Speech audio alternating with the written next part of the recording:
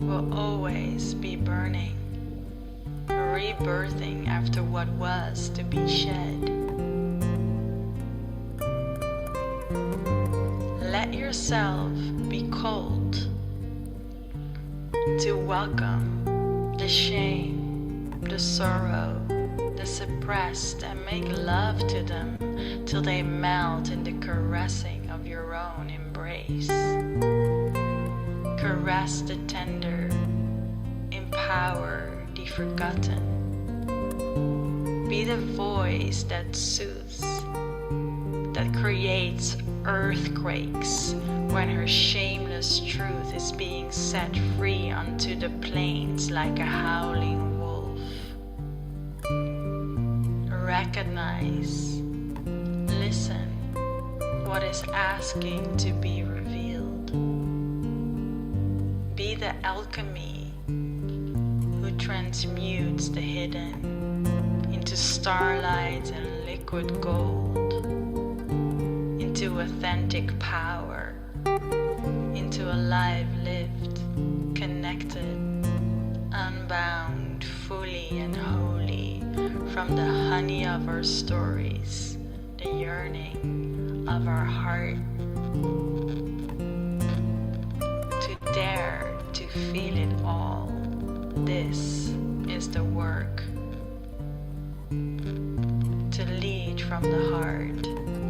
It is the medicine the world yearns for.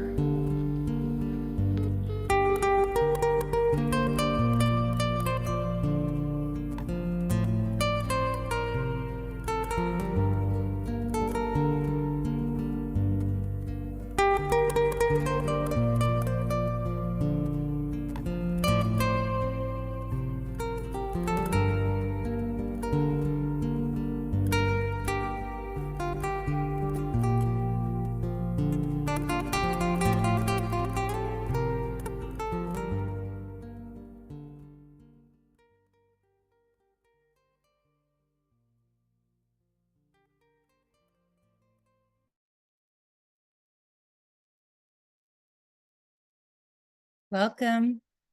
Welcome, everyone. So nice to have you here. I wonder if you'd like to join us with the video camera on. I know it can be challenging with all of life stuff. Oh, wonderful. Nice to see you. Thank you very much. So I put an attachment in the chat and I sent it around for all the people that registered via email. Does everyone see that and have that? Raise your hand if you need me to add it again. Okay, I'll add it later if any other participants come. For now, I wonder if, oh, good, Dave, I can add that again. I wonder if we want to do a quick check-in with ourselves. What's going on inside of us? What are the feelings that are coming up for us right now in this very moment? Anyone want to share? If you want, you can use the handout list of feelings on page 3 and 4. The music is too loud for me. Oh, is it playing still? I'm so sorry. I thought I turned it off. Hold on one second. It's interesting because I closed the window. Let me see here. To feel it all. This is the work. To lead from the heart. It is the medicine the world yearns for. To be the honey to your healing, nestled deeply in your most ancient of bones. To be cracked open like Pele and her boiling lava. To welcome your tears like a waterfall kissing the mountain stream after a drought.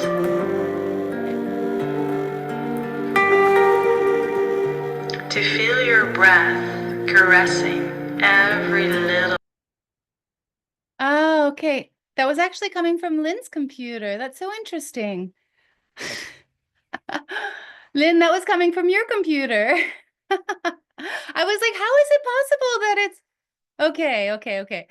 Oh, whew. I was like, is the technology confusing me so much? I really thought I had no idea what was going on. Okay, cool. Well, we're back to it. How are we feeling? How are you feeling? What are the emotions, the physical sensations that are with you right now in this moment? Feel free to share. You can unmute yourself.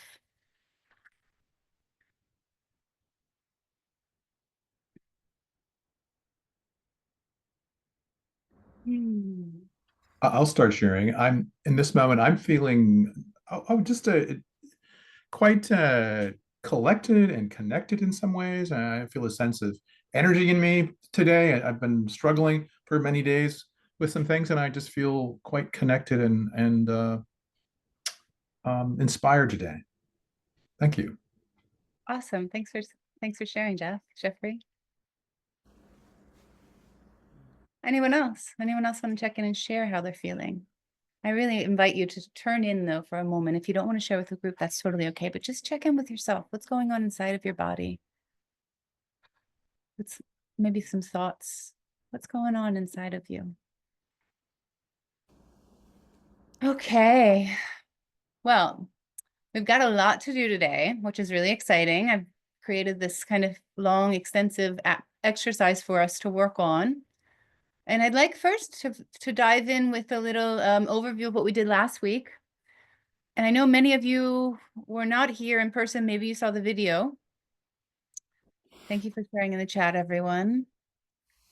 But we talked about, some of the basic ways of dealing with issues that we're faced with where we want to make change in our world, whether that's politically or otherwise, right? It could have to do with our family. It could be having to do with what's going on in our personal life. We could be wanting even, to change that we're interacting with the world outside of us.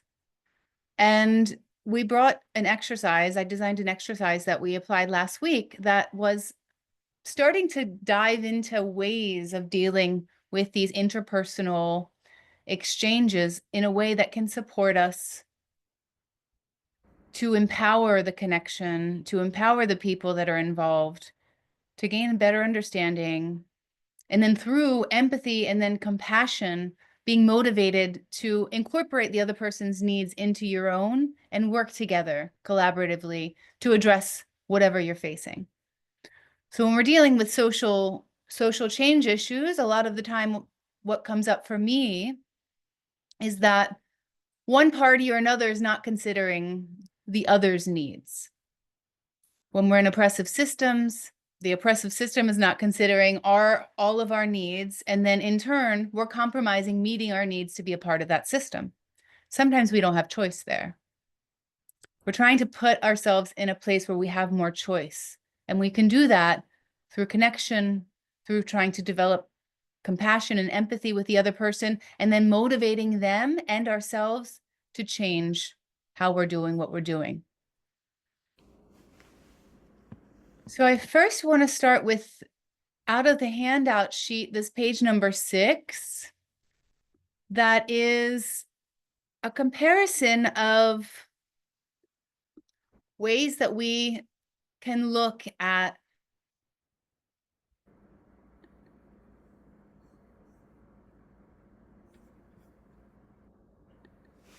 I'm going to close my window. There's someone. Can someone add the attachment to the chat?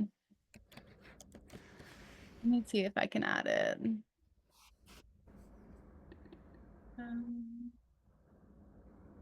There's someone. Can you guys hear that?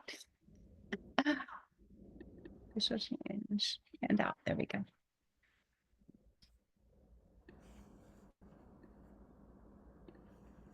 You're not supposed to park there. That's why.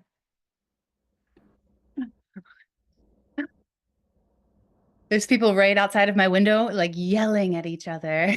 They're screaming and yelling about parking. And it's like, nobody's supposed to be parking there anyway. That's outside of my house. It's an alleyway. It's not a driveway. It's not a parking area. Anyway, it's nice to have the windows open. Thank you very much, Pranav. I see that the attachment is now in the chat. I thought I had attached it, but I didn't send it through. So there's that. All right, so I'm going to open, I'm going to share my screen and just pull up this one slide just for a moment. I don't really like to share screens because it moves us out of the group and into this one focal point. But I just want to draw our attention to this slide here.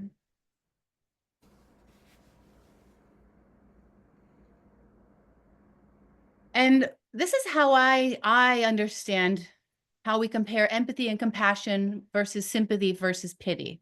We talked about this last week, and I wanted to bring something that helped to support a deeper understanding.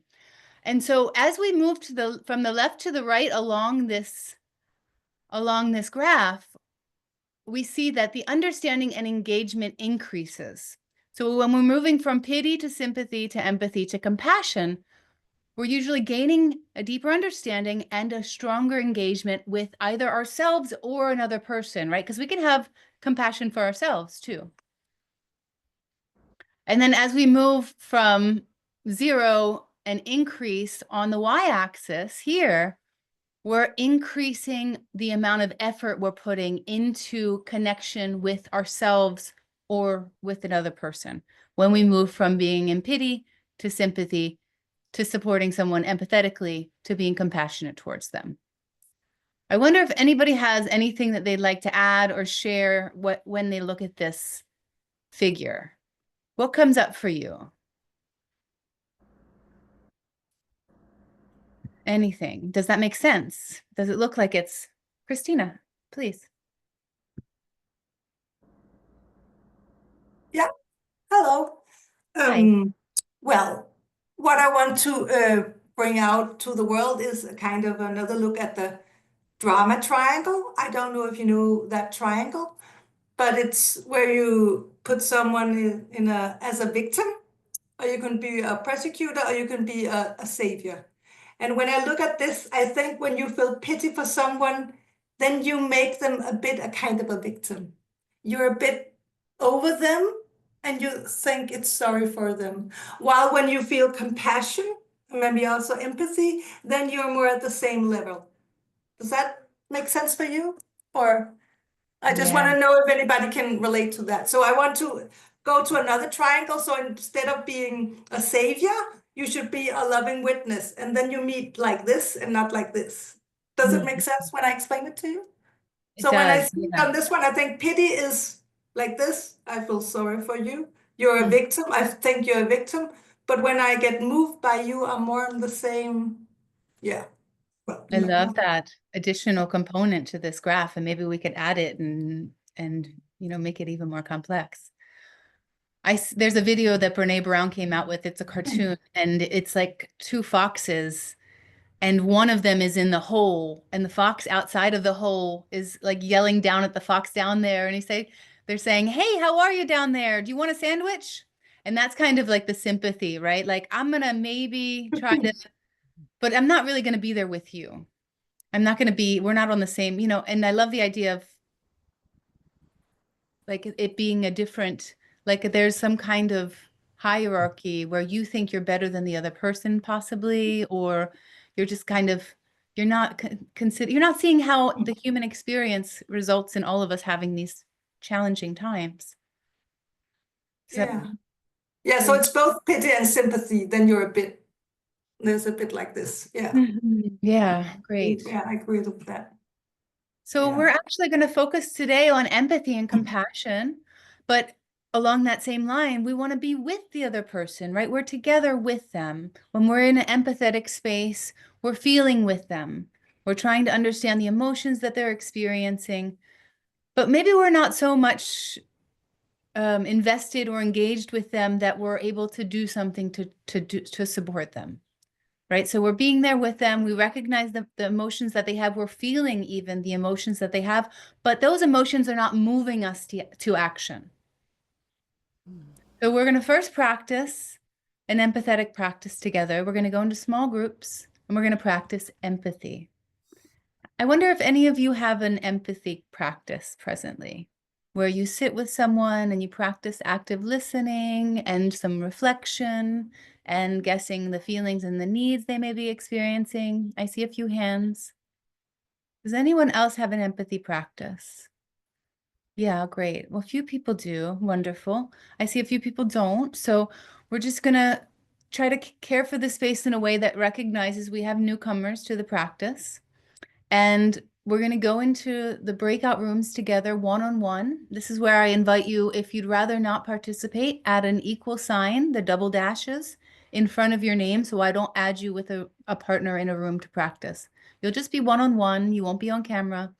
And you'll be able to share intimately some kind of experience. And the experience I want you to share in this empathy practice is one where you're trying to understand a social change issue more clearly. So say, for example, the social change issue that I brought last week that I'll repeat is the need or the yearning for more people to compost their food, to improve the quality of the soils so that we have the opportunity to have, you know, a more sustainable food system. So this is something that's important to me. And I have a hard time understanding why other people wouldn't want to compost. And so I can sit down and think about, all right, let me just tell my story about why this is important to me to the other person. And in the empathy practice, I want you and your partner, as you listen to the person that's speaking, you and your partner think about what's going on in that, you know, in that situation. What are the stories that are being told? What are the emotions that are associated with the experience? Are there any biases? Are there any judgments associated with it?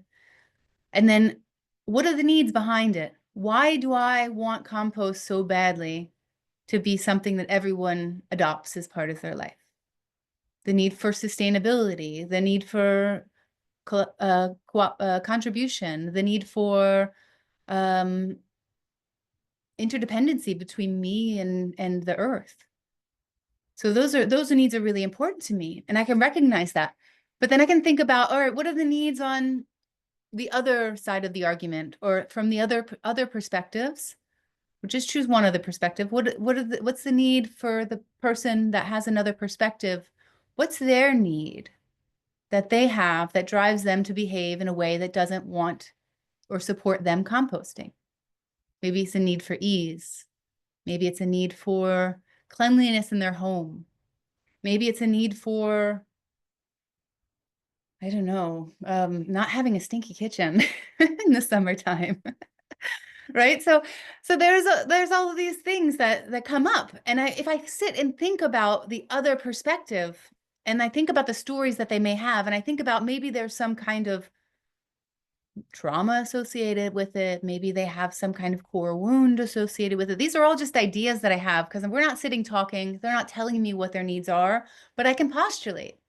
And so in this exercise, we're going to go in one-on-one in a breakout room and practice empathetically listening, practice reflecting back what we heard, and practice identifying feelings and needs.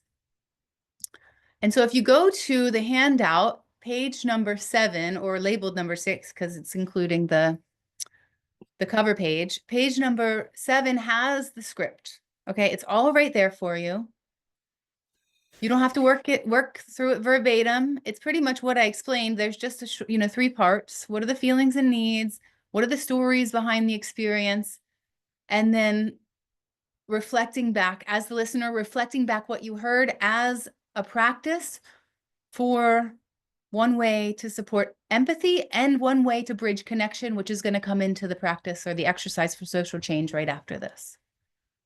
Reflection is proven to be one of the biggest tools that we can use when someone doesn't want to hear us, they don't want to be in connection with us, they don't want to support us, to build a bridge with them.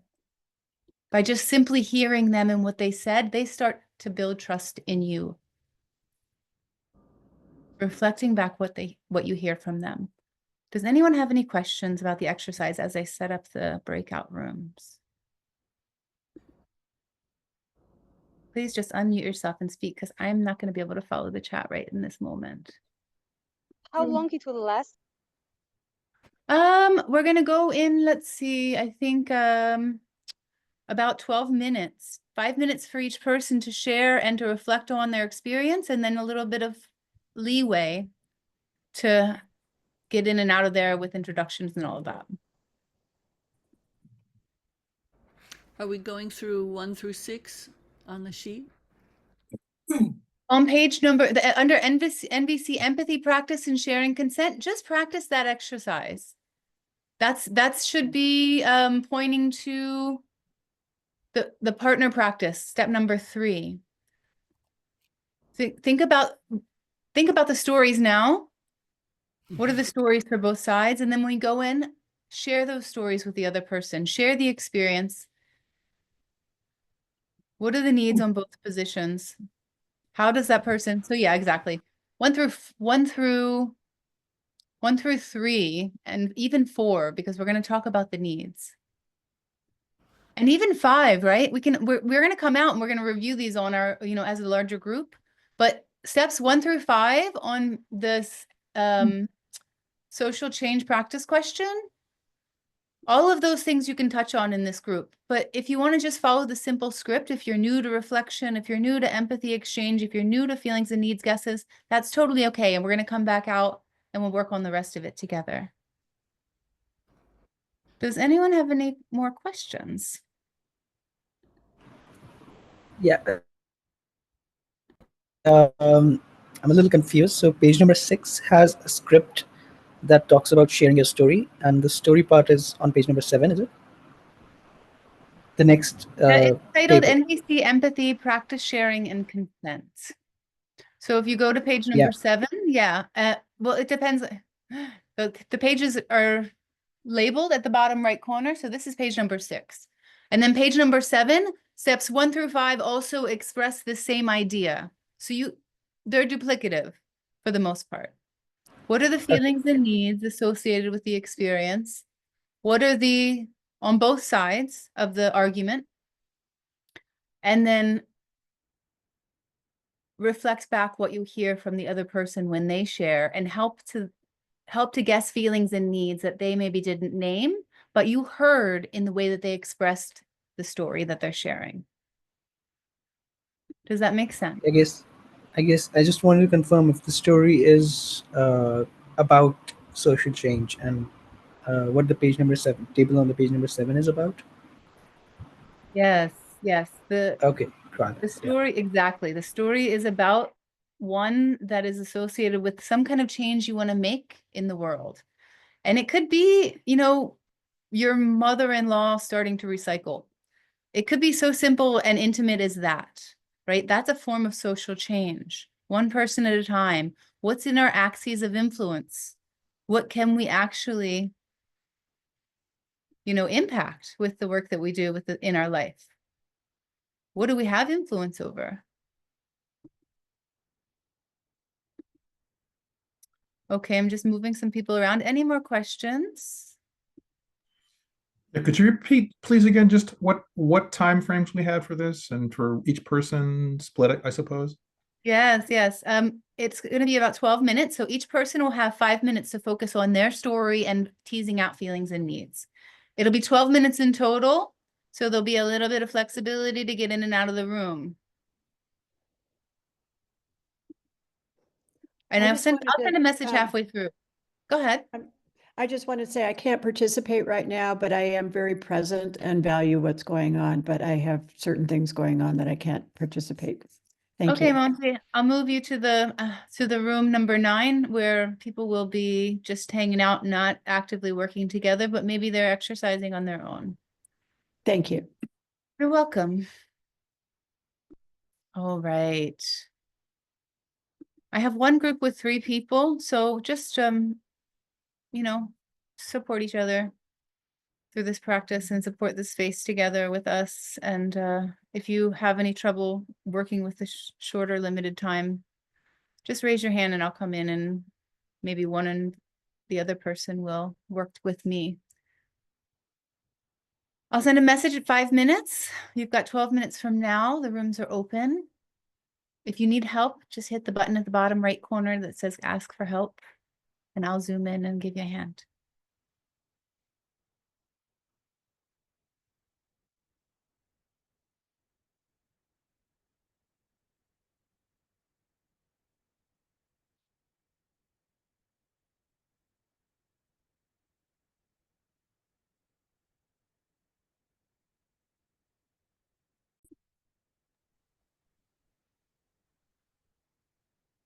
How was that short and sweet empathy share?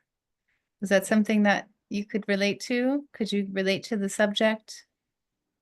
Could you come up with some needs to connect with for yourself as well as another person? Heather, I see your hand. Yeah, I felt it was short, but not necessarily sweet because it was short. I think that we were really having, I'm seeing a smile on Vignesh's face, and it felt incomplete. And we only got to one person, and there were three of us. So I'm just kind of wishing that we'd had more time. And it was starting to get quite juicy. Great. That's good feedback. I wonder if I could get a show of hands of people who'd like to go back into the rooms for maybe another 10 minutes. Is that something that would support you in this exercise? Lynn, we were in one room and she absolutely didn't have time to talk. Maybe she wanted to share. Oh, someone was you and you didn't you should have let me know because I would have changed your room with someone who was working. Oh no, we work together, and Oh, oh, and Lynn, oh sorry, Lynn, and you didn't have a chance to share, is that right? yeah. Oh, okay. Vignesh, I see your hand. Not sure if Heather is also interested to go back to the room. I mean, if that is okay, and if Jeffrey is interested, we can continue being in a room for some time. So But you'd I like don't to know go? if this is in order, so I don't want to mess up with the order. So No, it's okay. I mean, I really, this exercise, I just designed it. So it's, you know, I was hoping this would be something that would be short and sweet with a lot of people that had a lot of experience doing this, but that maybe isn't the case this time. And that's totally okay. And so I want to be able to care for the group in a way that supports people learning how to do this in a way that's interesting and fun and not rushed and overwhelming. So if that's okay for everyone, I'll open the rooms back up. We'll go back in for another 12 minutes. But this time when you go in, keep the story short and sweet, right? Those are like 2-3 minutes. Really, just this is a situation. I really want, you know, I'm really wanting my mom to change her diet because it doesn't support her well-being. And I see that the way it's impacting her, I see the way it's impacting her health. Or I'm really wanting, and you know, just a few sentences and then start to tease out the needs. Nothing so stimulating that you have to sit there and saturate in the experience. We're not really looking to express empathetically. It's more about understanding the practice and how we can use it in a way to support us to create connection with people that we're trying to bring into our world and collaborate with meeting needs. Okay, so I have a question. What is our focus on more? To express ourselves in a digestible way, or to be able to stay in a like empathizing and reflecting what we heard? For me, it's more of practicing reflecting in the moment, not sitting there like we're in an empathy circle, like really getting in touch with the feelings. So this is a way of building connection with someone in the day-to-day world, not where we're sitting with a bunch of people that are practicing MVC, like holding each other with so much care. This is like, okay, I want to create connection with someone because I want them to see me, because I want them to care for my needs, and I want them to, you know, move forward with me in collaboration so that we're working together, meeting our needs together, not only meeting their needs while they oppress me. This kind of situation. Does that make So sense? it's more to learn to practice how to express ourselves in these sensitive topics. How to express ourselves? Yes, the reflection part of it is the listening and then expressing concisely in a way that's touching. And then as we're sharing our story, we're trying to identify needs. Needs for ourselves and the needs for the other person. Okay. But come to Sunday's empathy circle and we'll hold each other with such care there. Okay, I'm going to open the rooms back up. And just practicing reflection, looking for needs and identifying the feelings, but don't sit with them. Don't hold them. But just recognize them and then move on, because this is more of an intellectual practice that we're doing right now. see, let me open the rooms again.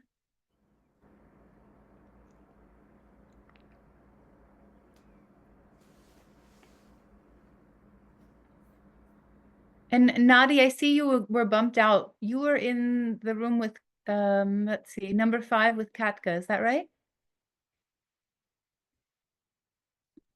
Oh, yeah. Okay, great. I'm going to put you back in there so you guys can continue your practice.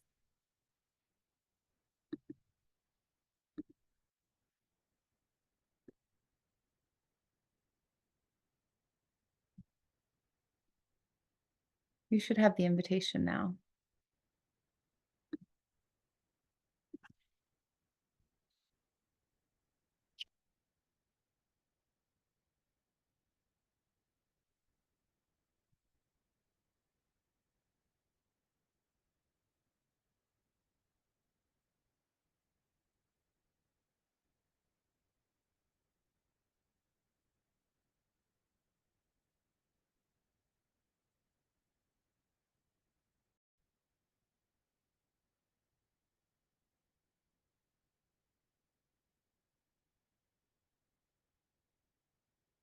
Welcome back, everyone. A little bit more progress? How was that? Please unmute yourselves and just share with me if you can, with us. Thumbs up, hearts, a little bit more complete. Yeah, thumbs up. I'm really grateful for that. If that was maybe more than other people wanted, it gave our group, I think, an opportunity to connect in a way we didn't have before. I'm so happy that you spoke up, Heather. I'm so glad that we were able to care for that need together. And I think it was supportive for many people. So I'm really happy about that. Cool. Well, now I'd like for us to turn our attention on the stories, right? What are the stories behind the situation? You just shared them with your group, right? That's what that was about, was talking about what maybe is this person thinking? What maybe am I thinking that's supporting my belief system? What are my belief systems? Do I have any history or trauma? Do they have any history or trauma? Just try to develop some understanding about the different perspectives and then the needs that are behind the behavior. And so we're going to move to the exercise on page 7, or we were already there, but now we're going to think about summarizing the issue in a way that can bring together both of the sides of the argument. Or I don't like to say it that way, the different perspectives, right? What are the different perspectives of ways of looking at this issue? And can we formulate some summary that doesn't have any judgments, that is, empathizing with the needs that they have, or at least acknowledging them, and then even postulating why, why do I have these needs? Why do they have these needs in that statement? So I'd like to take time now to write this out. And it doesn't have to be a paragraph, but I'd like for you to just kind of formulate it with a little bit more solidity and more clarity than what you were able to come out of the groups with. Does that sound like an okay way of spending this time together? Okay, I don't want us to feel like we're not being, together in the group, but I think this is good because it'll add to the richness of the next steps for the exercise. So I'm going to turn on a little bit of music again. And I would love for you to just write down, how to summarize this issue, both different perspectives. What are the needs? Can you identify the story or try to understand the story and bring that in? And the example I have for you, I can share that. I'm going to put it in the chat and you can read it at your leisure if you get stumped, as an example to support learning. It's going to be just a minute though, because I have to pull it up off of my computer. Let me play some music for us.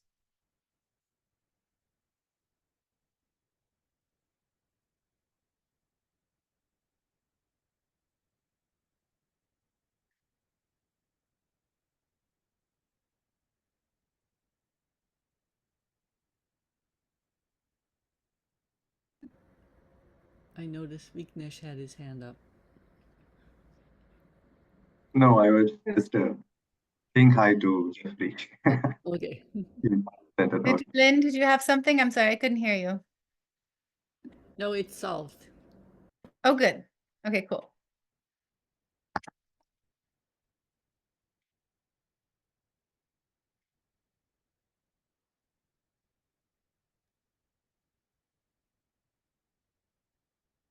Lan, I think you said, did you say you were putting something in the chat? I was gonna put an example in the chat, but just get started working on it. You know, how do Okay. yeah, how do you summarize this in a way that's non-judgmental, that's not victimizing or blaming, just like really looking at both of the sides of the argument or both perspectives and trying to understand or describe what may be going on for those people.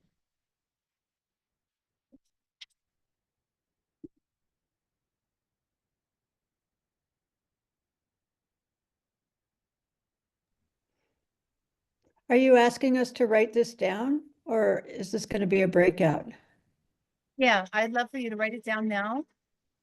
Just, Okay. but yeah, write down an explanation, a few sentences of the stories for from both perspectives. And then try to identify 1 to 3 of the needs that you have and that are associated with those.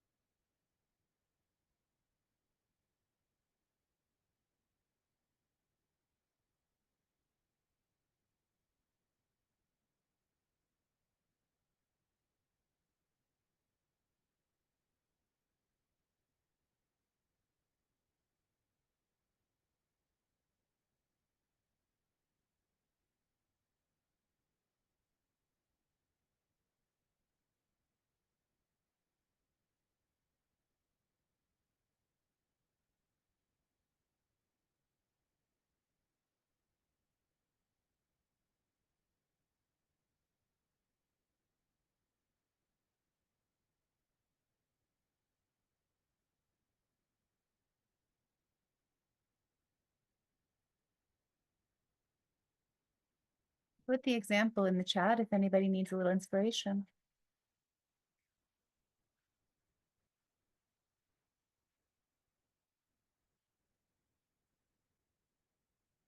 We'll take about 3 more minutes.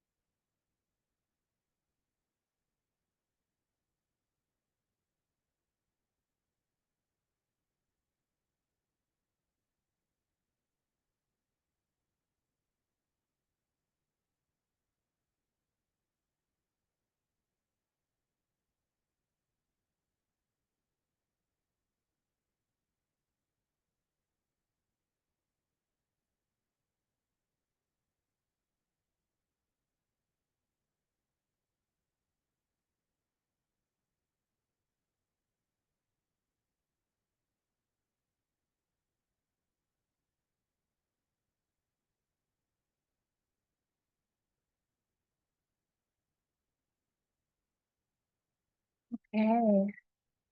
That is time. How do we feel? Do we need a few more minutes? We're going to go into small groups again, and here in the small groups, we're going to express what we've kind of formulated. So if you want a few more minutes here to have a stronger formulated summary, that's totally okay. Does anyone need a few more minutes? Question. Yeah, yeah. Okay. Let's give it another 60 seconds.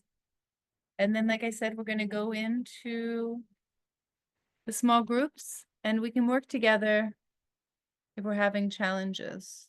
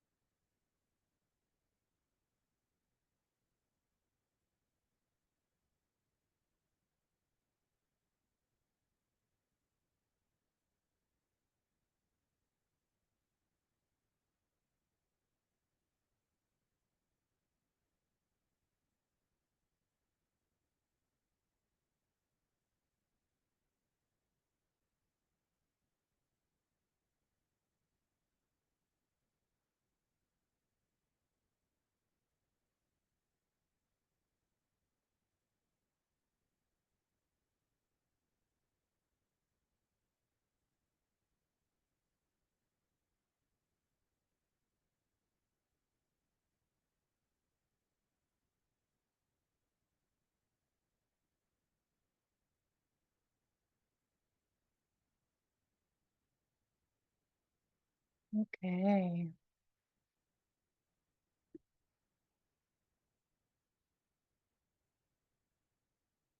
All right, so now I'm going to open the rooms back up. There's been a bit of a reconfiguring, but I'd like for you to just spend 2 minutes each sharing your summary and seeing how it sits with the people that are there with you. So everybody has a chance to express verbally the summary that they came up with. If you're having trouble with identifying feelings or needs, just start to express it, and then maybe, you've got 2-3 minutes each. You're going to go in for 10 minutes. It'll be 2 to 3 people in each group. You have a little bit of time to get support from your team. So just express the summary that you came up with your group. If you need any help, ask for help with the little button in the bottom right corner, and I'll zoom in and give you a hand. And Pranav, I put you with a different group, and Katka, I also put you with a different group so that you guys can work with the small groups. Sorry, for now I put the equal mark next to my name, so Okay. I'm not. Oh, good. Thank That's you. great.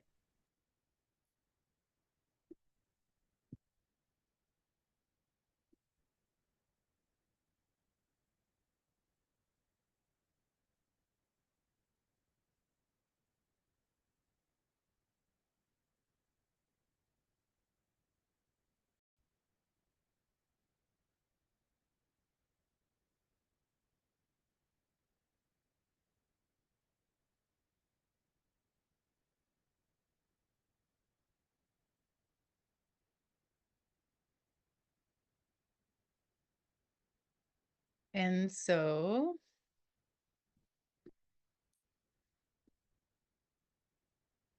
how were the summaries?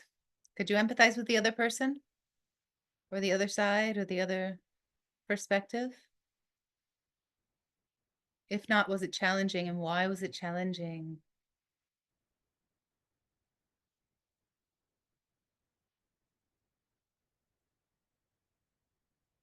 Anyone?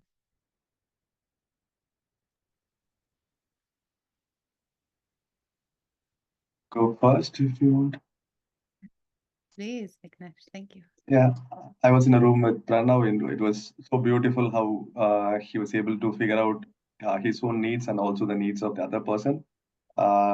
He talked about a situation where people who are in group are not considering the sensitivity, and sometimes they are giving polarizing statements to distract the group. So this was the situation. Pranav understands, he understands the other person's need that, actually, Pranav, you need to help me. There is a need for belonging is what Pranav mentioned, maybe. Yeah. Yeah, and it was good at how he composed it, so I really liked it. And you yourself, you were able to come up with an the exercise and some issue and summary, or were you challenged with that? Sorry, Len, what else we need to do? Did you yourself practice the exercise? Did you come up with a summary? Yeah, me too, yes. Yes. And how was it for you? It was good. It was a conscious practice, so I would understand. In fact, it was a self-reflection. Like I would understand my needs as well as I didn't take a big situation. I was taking something in a family. I would reflect what the needs of one of my daughter on her situation, and it was a little bit clear there. But the situation was tight to handle that. Yeah. Thank you. Thank you for sharing. And Svetlana, I wonder if you wanted to share. I saw your hand, but it went back down. Yeah, I forgot what I want to share. Okay, I focus. Actually, it was very hard in communication. I have situation with my father, and it was hard to find his needs because, like, I think that if he older than me, so he should be wiser. So, and to. So I maybe wanted to be small, and he tried to make me feel a bit older than I wanted to be. So it's like don't want to be to grow like that. So It sounds like, I wonder if responsibility is something that you're both yearning for from yourselves and from the other. Yeah, maybe he also doesn't want to grow in some topics. Yeah. Well, The good. Thank you situation for showed sharing. this. Wonderful. Amazing.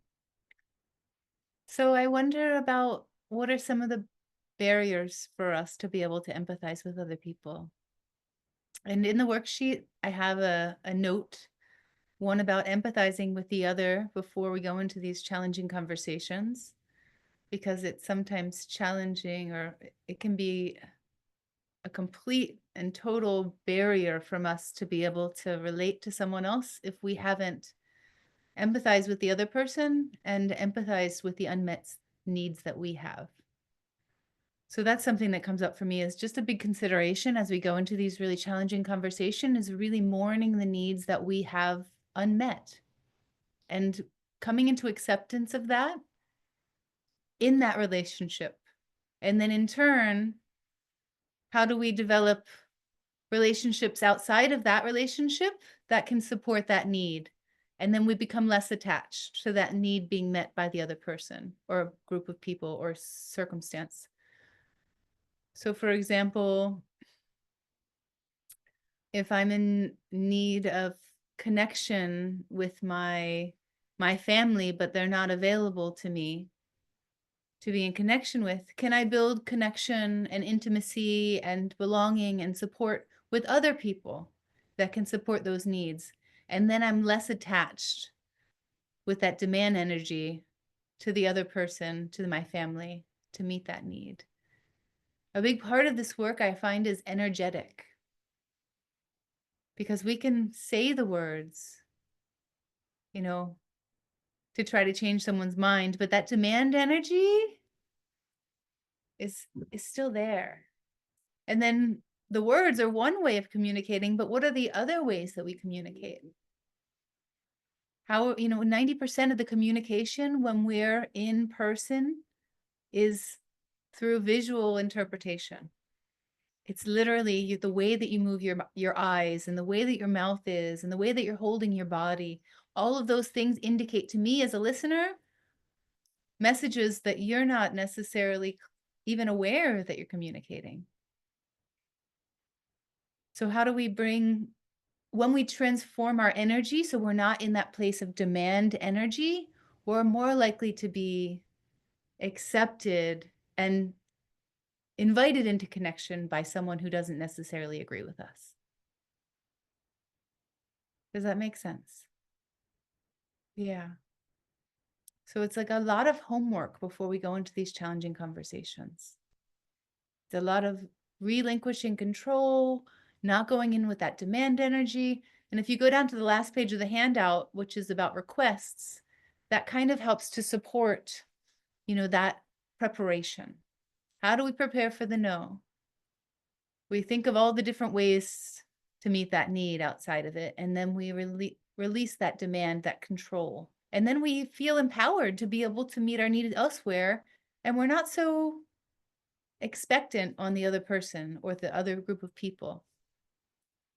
Now, there's one caveat with that, and it's something to keep in mind that's really important. If we're trying to make real social change in extreme conditions, we may not have any choice to meet our need elsewhere.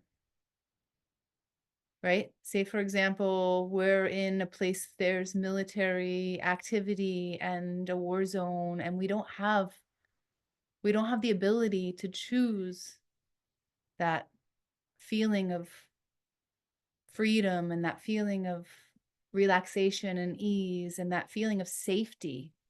It's just not available to us.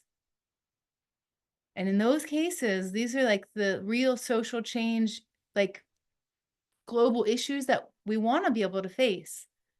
We have to prepare ourselves to be able to get to a place to help to change their minds. And that's something that we're going to talk about. The next session is when there's these really extreme conditions where we don't have choice to meet those needs elsewhere. How do we get the other person in a conversation with us and get them to start caring about our needs? It can be really challenging, especially if it's an oppressive system where they don't care about your needs, right? Like they're only concerned about their own. But in this example, with the work that we're doing today, we have the hope and the dream that they actually they care about us. They care about our needs. They're considering us. They're willing to be in connection with us, right? If they're open to a conversation, then they're willing to be in connection with us. And with that door open, maybe there's a lot more possibility.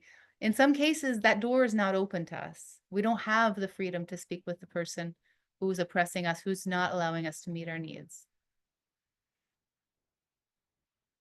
So we'll talk about that the next session, but let's stick here with what we're working on now. Any other further considerations to think of when we're going into these challenging conversations with people that have perspectives that are different than our own?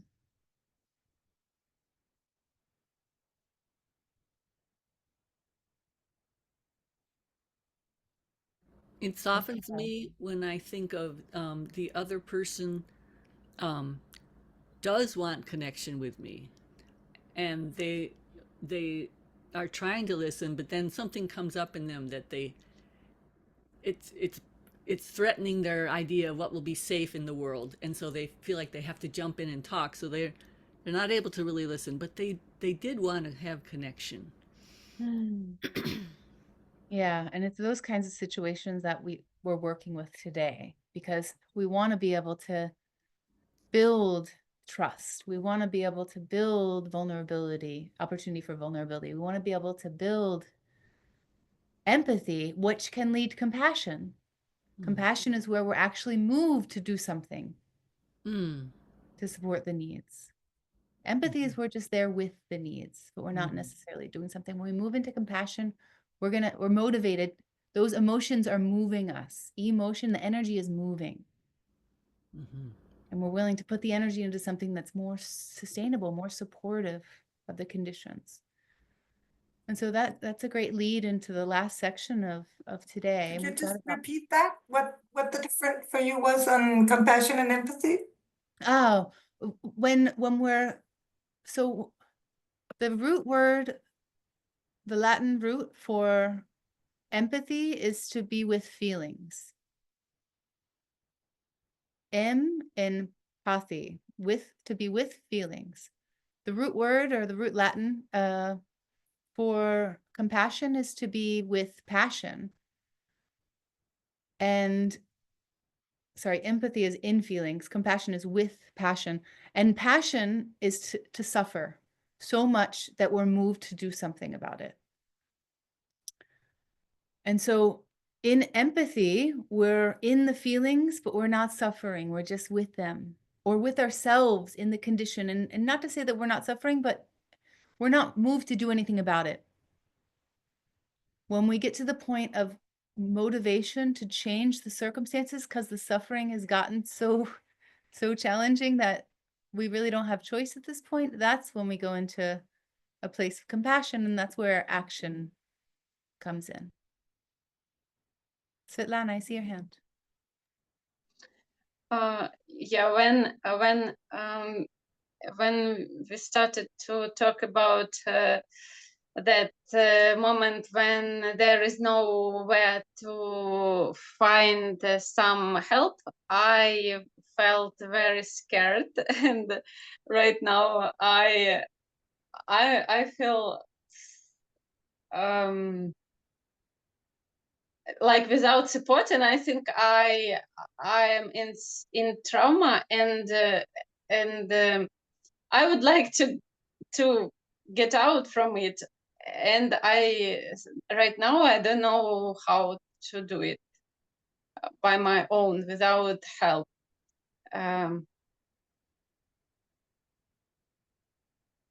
I feel scared, frightened.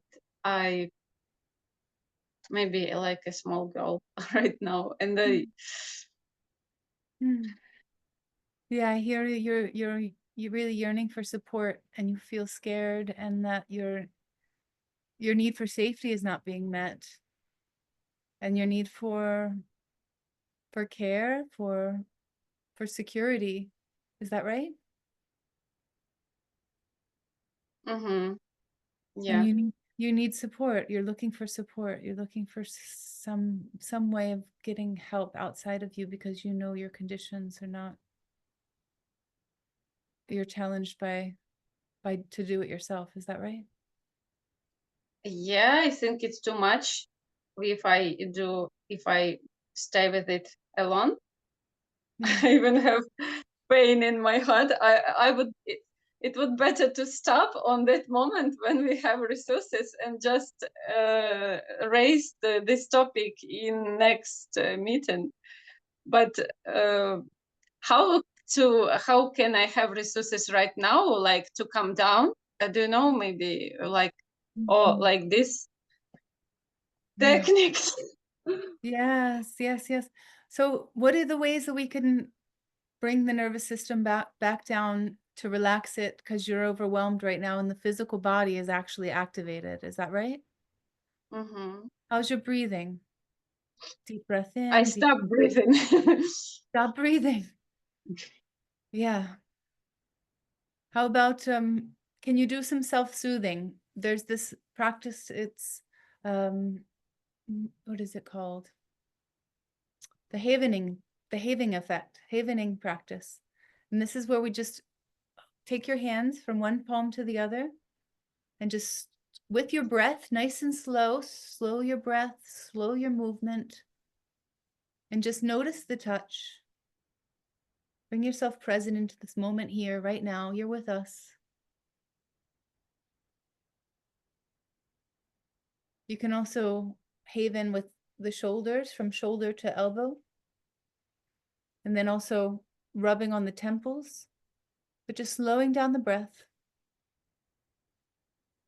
Try to bring yourself back to the present moment. Right now you're safe. Right now you're secure. It's like I need that somebody tap on my back, and I feel my back. Uh-huh. Mm-hmm. Like not here, but here. Mm-hmm. I would invite some movement to the places where you're feeling the tension. Try to stretch those muscles. Breathe into that space. Svetlana, can you share where you're sitting, where you're living right now? Where I'm living? I'm Mhm. living in Ukraine. In the Ukraine. Yeah. Yeah. Yeah, I need to tap my back. It's the only what helped me. Like, everything will be okay. Everything will be okay. Calm down. Yeah, you can do it. Yeah, you are strong.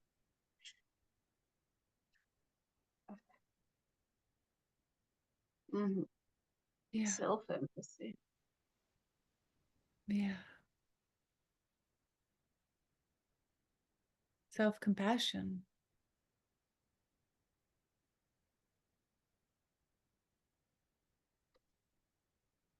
Deep breath in, deep breath out.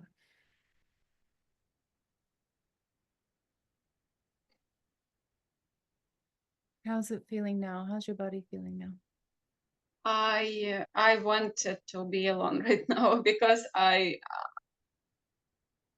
don't want to take anyone's time, and I just want to be alone right now.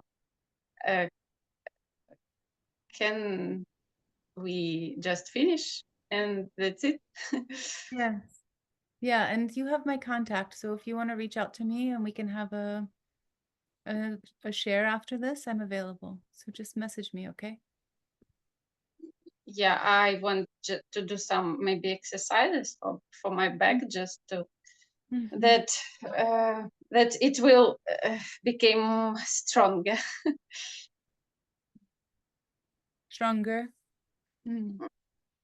Yeah, some exercise. Yeah, I said for my back.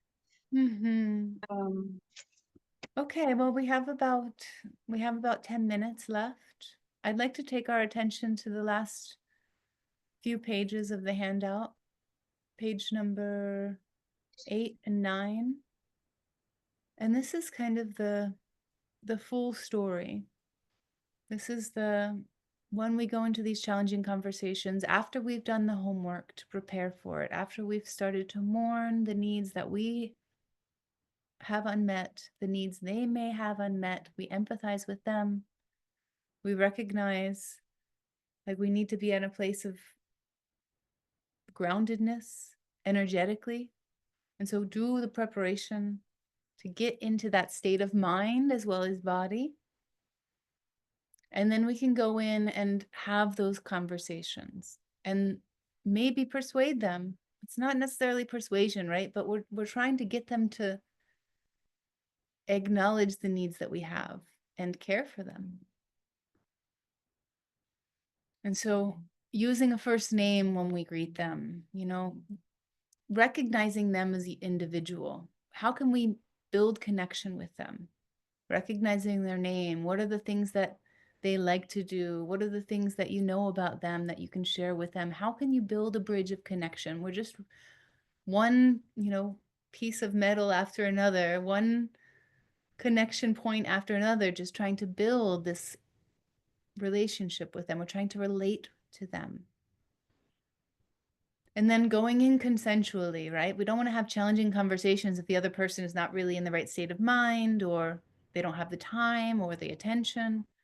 And so, I'd really love to talk to you about this issue. Do you have 15 minutes, 30 minutes to have a conversation with me? And if so, how do we address the topic in a diplomatic way that's not judgmental, that's not reinforcing belief systems or biases that we have or that they have? And that's where that summary that we just made comes in, right? What's this diplomatic way of expressing the situation, recognizing that their situation, their perspective, recognizing our perspective. And so like having that summary in the back pocket is ready to go to share with them is really a powerful tool. And then reflecting back what we hear from them. What are the things that they've said? Show them that you're listening. Can you identify needs that they haven't identified to touch them even deeper than they touch themselves? Right? If we can pull a need out that they haven't said, I wonder if you're needing this. Is this really important to you? And it's like, wow, not only are they listening, they're like bringing a magnifying glass into the conversation and really understanding me. So try to practice like picking out needs. You know, go into an empathy practice with a partner regularly. Try to identify the needs. Practice the reflection. You know, practice reflecting in general everyday conversation as a tool to build connection, to show people that we care about, that we're listening to them. And then as we go into that summary of the experience from both perspectives, how can we bridge to their experience? How can we say, you know, I understand what it's like to not have that need met. This is how that shows up in my life. The universal human needs are something that we can all relate to. So it works as the foundation for that bridge. And then we try to bridge them into our experience, right? So once we get them listening to us, once they see that we're listening to them, once you're starting to build some trust, then we try to bring them into our world and share with them what's going on for us and why it's important to us that they care for our needs. And at that point in time, we can make that request. If it feels right, maybe it's not right. Maybe they're not ready for it. Maybe it's better to just request to have another conversation. Do you have some more time so we can sit down and talk about this more? I know this is really important to you and it's really important to me. And set it up right there. We want a clear, tangible, like request. One that's you can do, you know, let's put it on the calendar. I'm going to email you tomorrow. Better yet, like, here's my calendar. Are you free this time? And really just try to get their attention as quickly as possible. If we're dealing with politicians, you know, we've got like 30 seconds to really make them recognize why it's important to us. These people are so busy and they don't have enough energy to really care for everybody needs. But if we can show them why it's important for them to care for our needs, and we can recognize their needs in the situation, and we have a request that's incorporating both, then it's hard to say no to. All right. We've got a few minutes left. I wonder,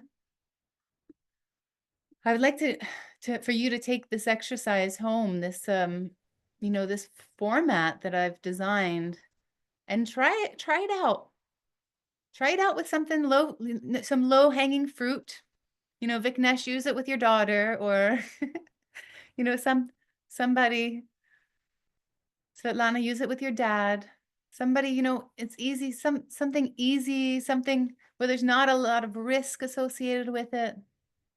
But just start to practice building these connections, because it's if we're going into it not to change the person, not to force them to do something differently, which is like usually my MO, right?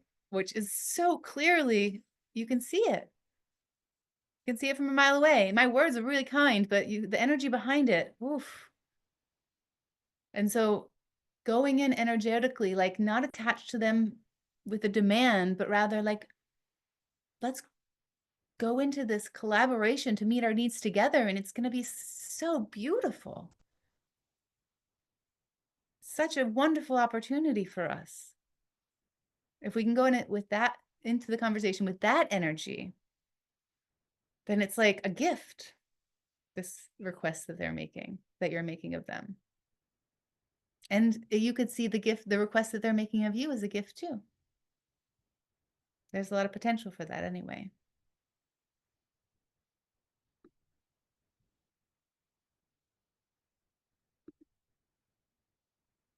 I'd love it if people would put their written summary in the chat, whoever wants to. That's a great invitation, Lynn. Thank you very much. And maybe that would be at the very end, because you need to say some more things. Yeah, no, we've got just a few minutes left, so this is it. I'm going to send an invitation out with the recording, and we'll have our next session in a few weeks. I have a video I'm going to attach to that. I was going to share it today, but we just didn't get to it. And it's another good example of how this can work in the real life. It's from a trainer called Yoram Mosinzon, where he talks with Greenpeace about how they can help the Chinese government incorporate better regulations around overfishing. Mm. And it's quite effective the way he does it. So it's another good example of how this can work in real life. But start with a small fish and work your way up to the bigger ones. Practice, practice. Does anyone have any questions or comments or anything to share before we go?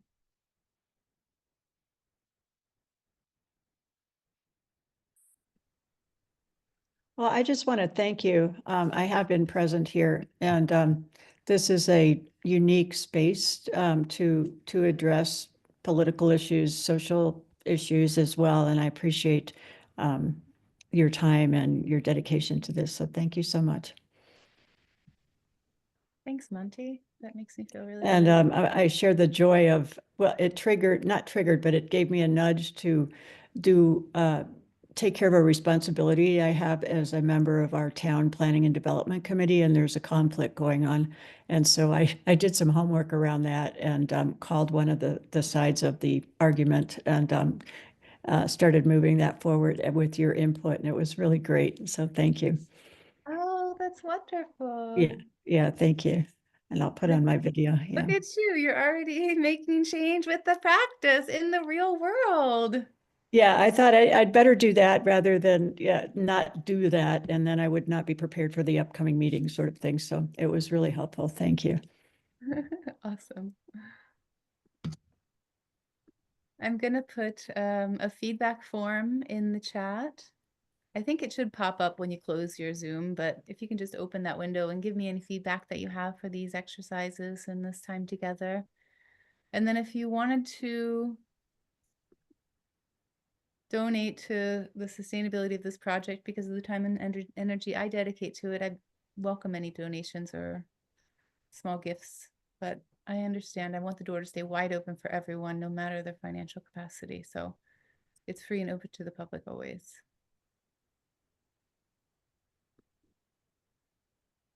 I'd support what Monty said. Just, it's been amazing. I've learned so much, and I'm really grateful for your enthusiasm.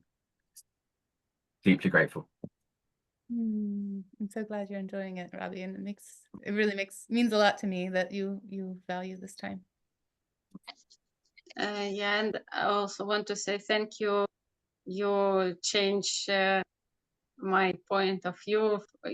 I see on my situation from different side, and I have what to think about, like to change. Of course, I want to keep my communication with my father because we had a lot of problems, but we went through that, and it's one more situation. So I think we also will go through this, and I will grow inside. And I really have resources to, like, not to argue, but to receive his vision. And I feel more calm. So thank you very much. Like, you're a professional in this. And I want to say thank you, Lynn. Yeah, it was very pleasant to talk with you. Thank you. Amazing. Thank you. I really appreciated time with you, Svetlana.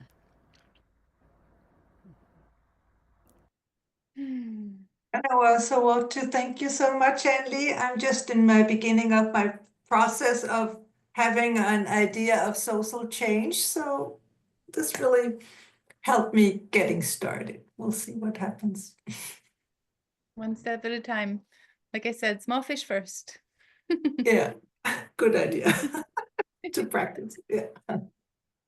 Well, I look forward to all the change that we'll all be making in the near future, and I would love for you to join again. So please do come back. If you registered for the session, you'll receive an email with the recording and an invitation for the next session in the next few days. If not, you put your email in the chat directly to me, and I'll forward you all that information. Thank Thanks you. so much, everyone. Thanks, Leanne. Pleasure. Thank you. Coming. Bye. Thank you. You're welcome.